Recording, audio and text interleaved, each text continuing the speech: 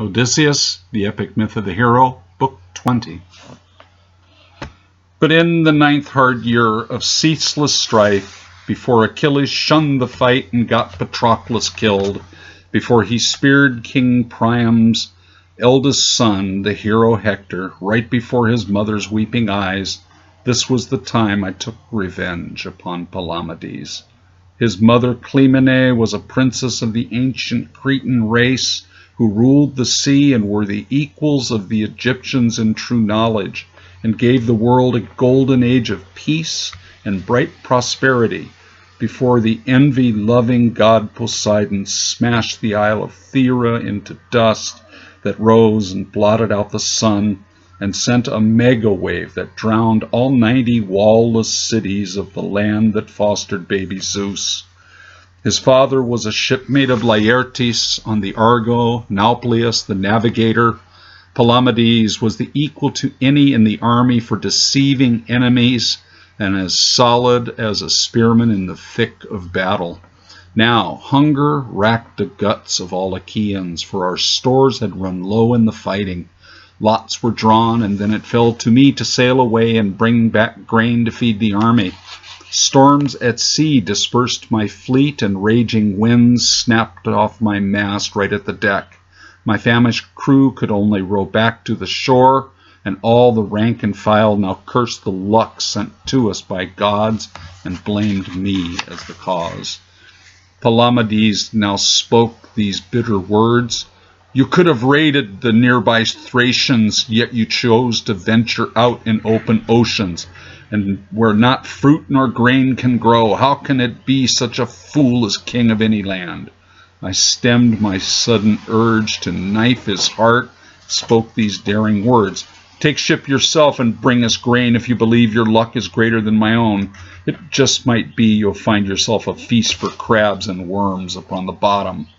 But dark Palamedes sailed out and came back in 10 days' time with loads of grain that fed the army of Achaeans and set the rank and file all singing his clear praise and hooting my misfortune.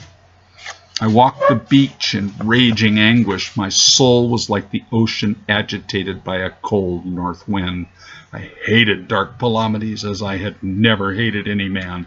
The only thought that gave my heart release from sorrow was his murder.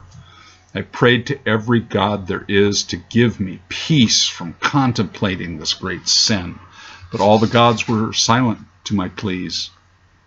I've seen the gods, or thought I have.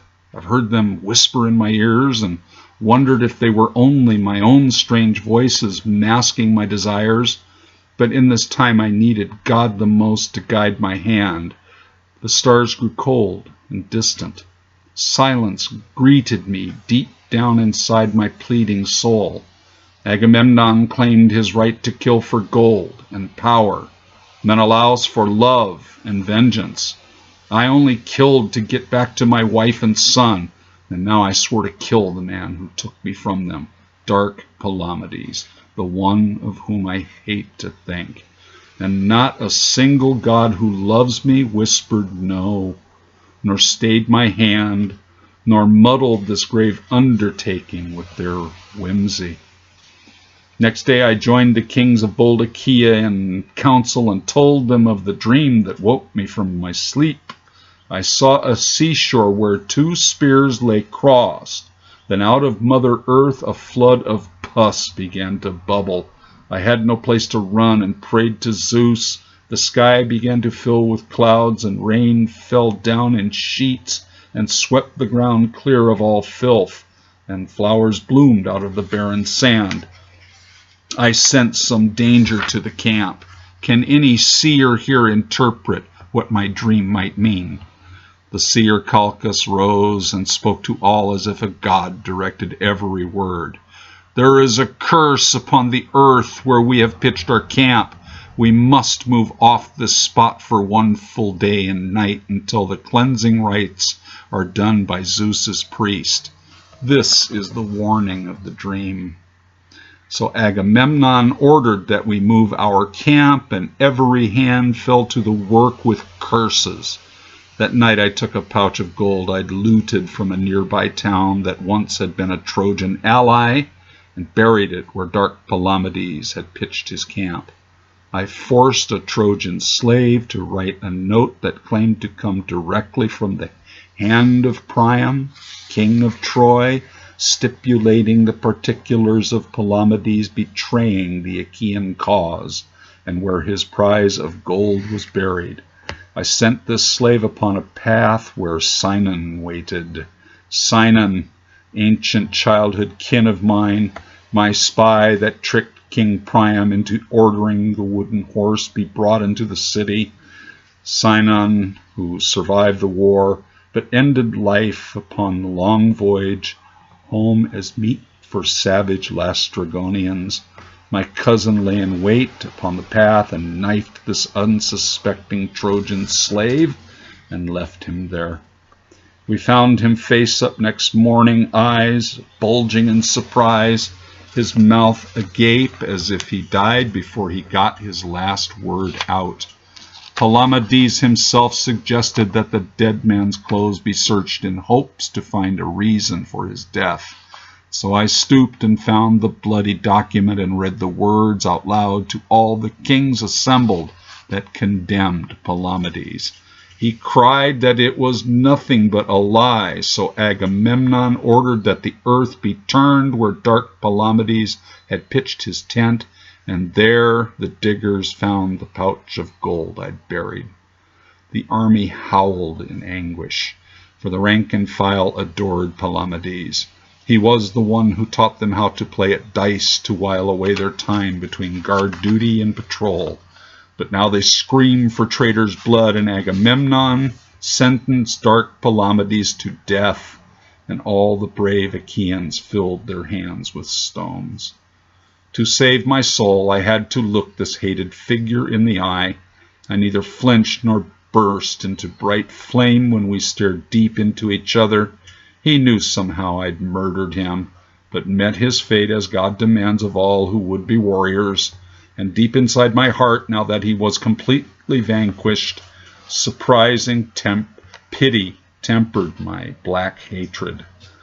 Palamedes was stripped of all his armor and his clothes. The army ringed him naked and alone. He raised his hands for silence and spoke these bitter words. Don't mourn for me, nor ever let me cross your mind again, for I am just a man. What dies today by your misguided hands is truth. An eagle then passed high above, and dark Palamedes toppled under a shower of smooth stones.